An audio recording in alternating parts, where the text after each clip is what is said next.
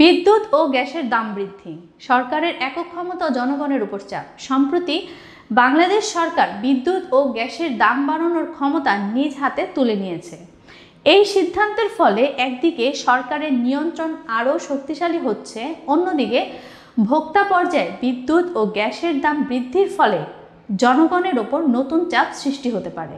AI Bangladesh energy regulatory commission bill 2025 সংসদে পাশ হওয়ার পর থেকে সরকার সরাসরি সিদ্ধান্ত নিতে পারবে বিদ্যুৎ ও গ্যাসের দাম বাড়ানোর বা কমানোর বিষয়টি নিয়ে। যদিও সরকার এর পক্ষে যুক্তি দিয়েছে, তবে এই সিদ্ধান্তের বিরোধিতা করছেন বিভিন্ন রাজনৈতিক দল এবং নাগরিক সমাজের প্রতিনিধিরা।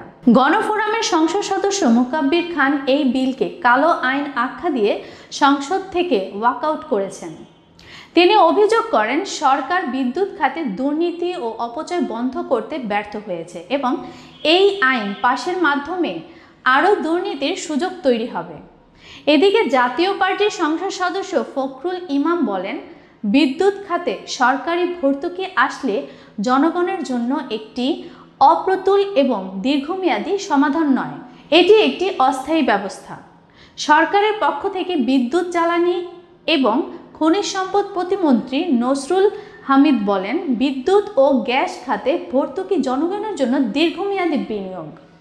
কুইক রেন্টাল ভিত্তিক বিদ্যুৎ সরবরাহ দ্রুততার সাথে চালু করার জন্য প্রয়োজনীয় ছিল। বাম গণতান্ত্রিক জোট বিদ্যুতের দাম বৃদ্ধির প্রতিবাদ বিক্ষোভ করেছে এবং জানিয়েছে তারা জ্বালানি মন্ত্রণালয় ঘেরাও করবে যদি সরকার এই সিদ্ধান্ত না প্রত্যাহার করে। বিদ্যুৎ ও গ্যাসের দাম বৃদ্ধির এই পদক্ষেপ নিয়ে রাজনৈতিক উত্তেজনা এবং জনমতের বিভক্তি অব্যাহত রয়েছে। ভবিষ্যতে এর প্রভাব দেশের অর্থনীতি ও জনগণের দৈনন্দিন জীবনযাত্রায় কেমন পড়বে তা নিয়ে আলোচনার খোলামেলা দরজা রয়ে গেছে।